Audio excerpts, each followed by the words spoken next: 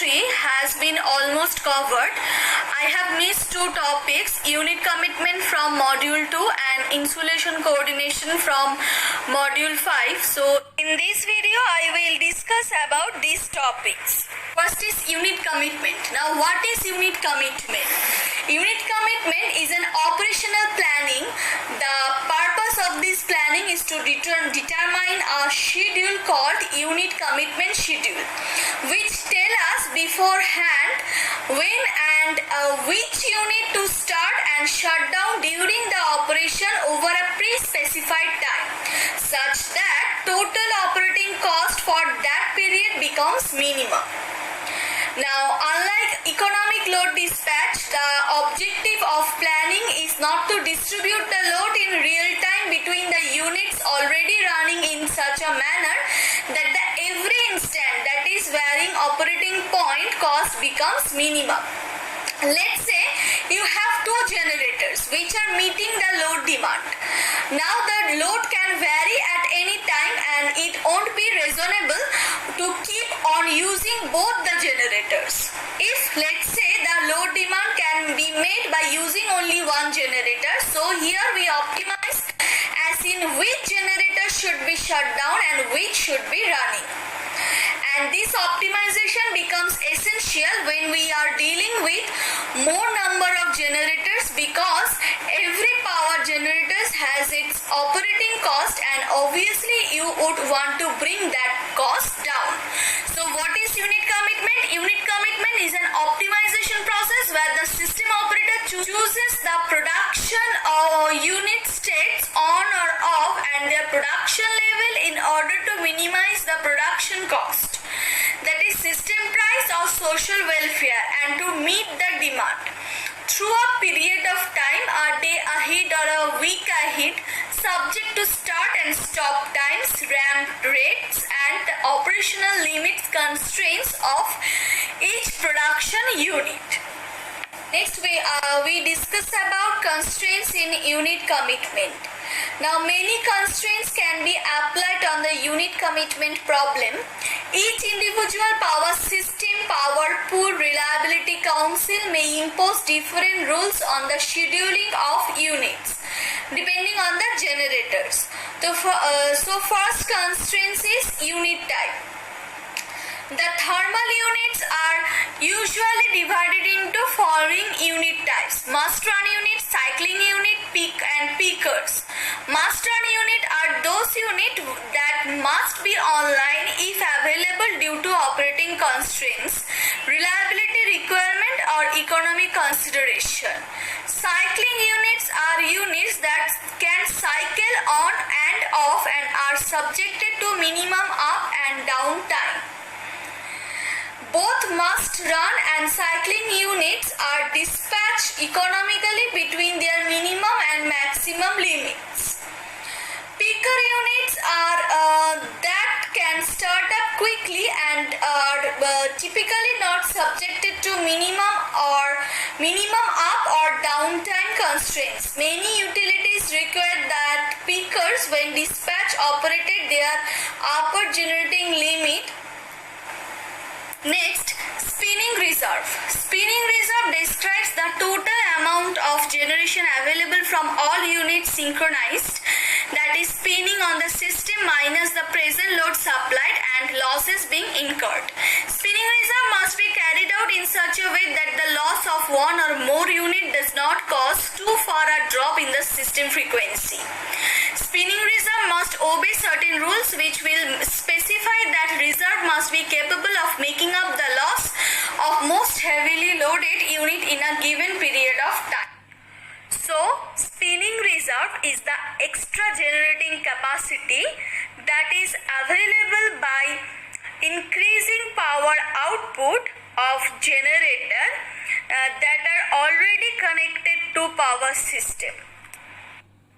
For most generators, this increase in power output is achieved by increasing the torque applied to the turbine's rotor.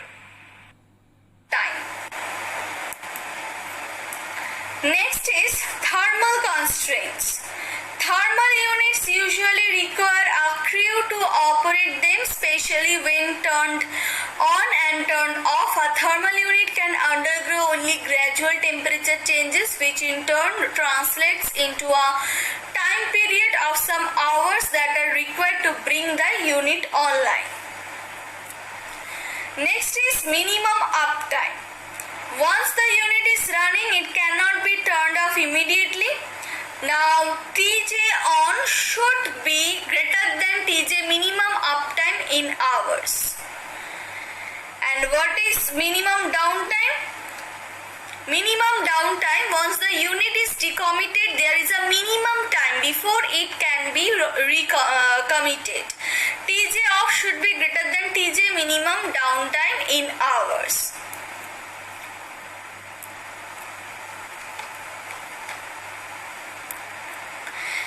Next is the startup cost for cooling. Now a certain amount of energy must be expended to bring the unit online, as the temperature and pressure of the thermal unit are required to move slowly. And this energy does not result in any megawatt generation from the unit and is brought into the unit commitment problem as a startup cost. The startup cost can vary from a maximum cold start value to a much smaller value if the unit was only turned off recently and is still relatively close to operating temperature. Now, there are two approaches for treating a thermal unit during its down period. The first approach is cooling. Cooling allows the unit's boiler to cool down and then heat back up to the operating temperature in time for a scheduled turn on. The startup cost when cooling is given is equals to Cc into 1 minus e to the power minus t by a into f into plus Cf, where Cc is the cold start cost, F is the fuel cost, Cf is the fixed cost, A is the thermal time constant for the unit, and T is the time hour the unit was cooled. Next is the startup cost for banking. Now, banking requires that sufficient energy should be given to the boiler to just maintain operating temperature. Startup cost when banking is Cc into 1 minus e to the power minus t by a into f plus Ct, where Ct is the cost of maintaining unit at operating temperature. Unit is MBTU per hour. Now, up to a certain number of hours, the cost of banking will be less than the cost of cooling. Up to this point, okay, the cost of banking is less than cost of cooling. And beyond, so up to this point, banking is economical than cooling, but beyond this point, cooling is economical than banking. There is another constraints, that is crew constraints. Now, if a plant consists of 2 or more units, they cannot both be turned on at the same time, since there are not enough crew members to attend both units at the startup. So this is the crew constraints. Now, due to maintenance or unscheduled outages of various equipment in the plant, the capacity limit of thermal units may change frequently, and this must also be taken into account in unit commitment. There are other constraints which are also considered in the unit commitment problem. Hydro constraints. Unit commitment cannot be completely separated from the scheduling of hydro units, where it can be assumed that the hydrothermal scheduling can be separated from the unit commitment problem, but we cannot assess that the result will be an optimal solution.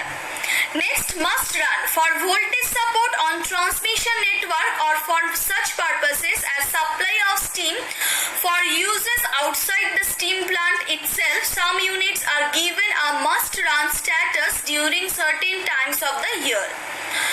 And fuel constraints. A system in which some units have limited fuel or else have constraints that require them to burn a specified amount of fuel in a given time presents a most challenging unit commitment problem.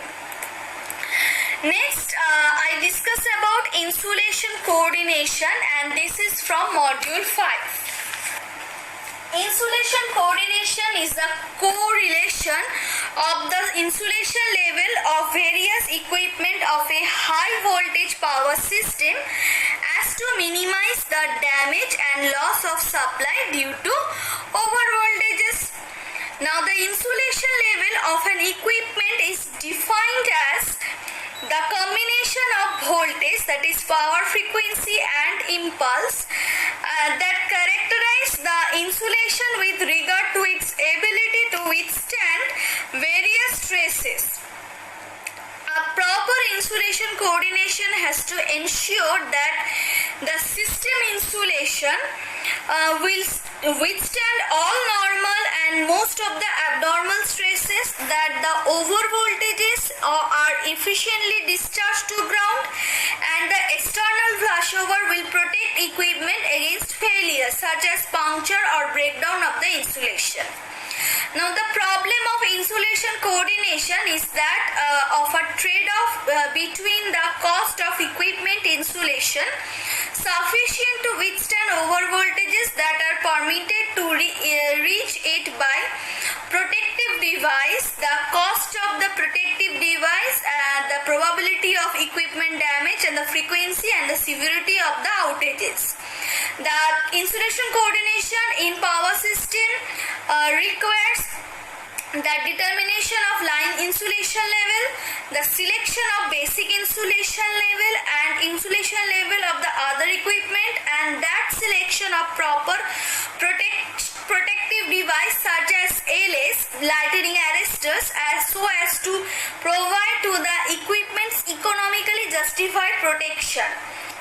Basic insulation level, BIL, basic impulse insulation level or basic insulation level is expressed impulse crest or peak voltage of a standard wave not longer than 1.2 into 50 microsecond wave. Now, apparatus insulation level as demonstrated by suitable test should be equal to or greater than the basic insulation level.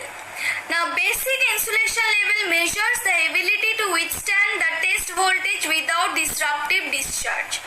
Now, for example, suppose a transformer for 400 kV tested successfully at 900 kV peak. So, it said to have a BIL of 900 divided by 400 into root 2 by root 3, that is equal to 2.76 per unit. Next is critical flashover voltage, CFO. Critical flashover voltage is the peak voltage for a 50% probability of flashover or disruptive discharge. Next is the impulse ratio. Impulse ratio is the impulse peak voltage divided by peak value of the power frequency voltage to cause flashover or puncture. Now, each equipment is normally tested for both the normal AC frequency and impulse strength. Next is the standard impulse test wave. Now, impulse tests are generally carried out with typical impulse test wave called 1.2 into 50 microsecond standard test wave. Now, which reaches 90% of its peak value in 1.2 microsecond and falls half of the peak value in 50 microseconds. As you can see in this picture, mathematically this wave can be expressed as the difference of two decaying exponentials, that is, small v is equals to capital V0 into e to the power minus alpha t minus e to the power minus beta t, where beta greater than alpha.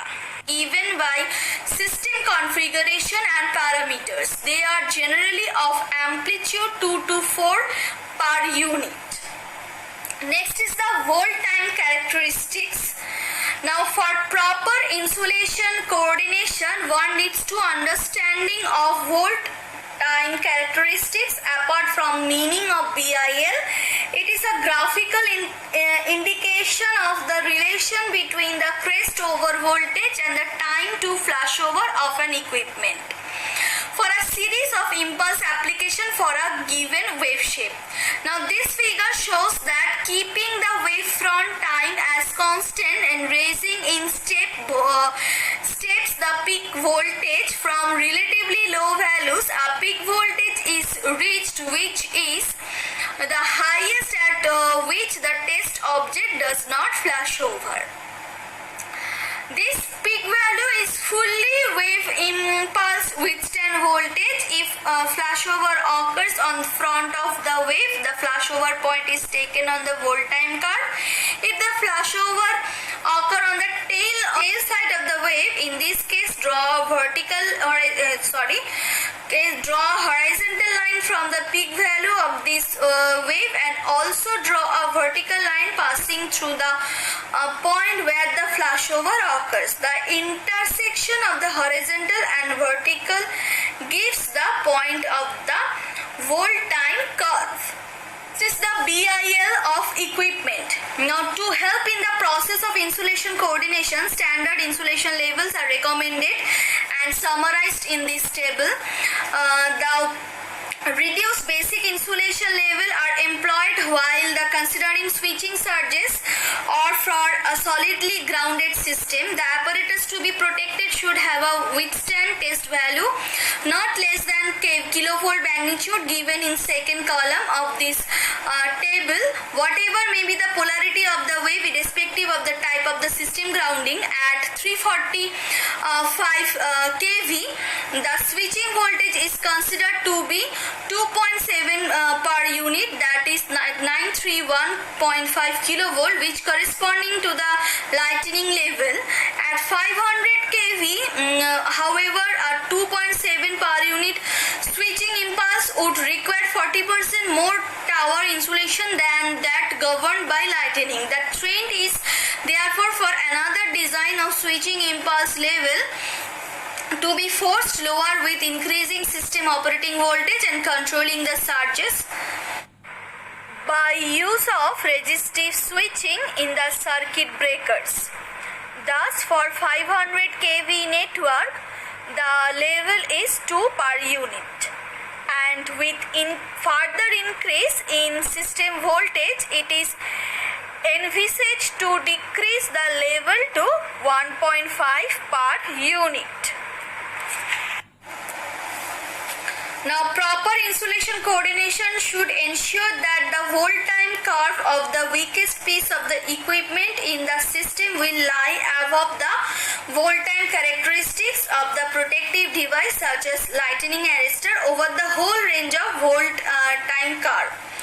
Now in this figure you can see that the weakest piece is the transformer, the single most expensive equipment with intricately formed insulation. It is easily seen here that the incoming voltage surge which would have otherwise damaged the transformer insulation is reduced to that of the volt time curve of the lightning arrestor such that a transformer is fully protected. Now in order that insulators do not flash over, their volt time curve should be over that of possible strongest surges wave except for rare surges of extreme strength, in which case insulator failure is accepted as an economic design. Thus the line insulation is sufficient to prevent flashover for power frequency, over voltages and switching surge, taking into account all the local unfavorable conditions such as rain, dust, insulator pollution,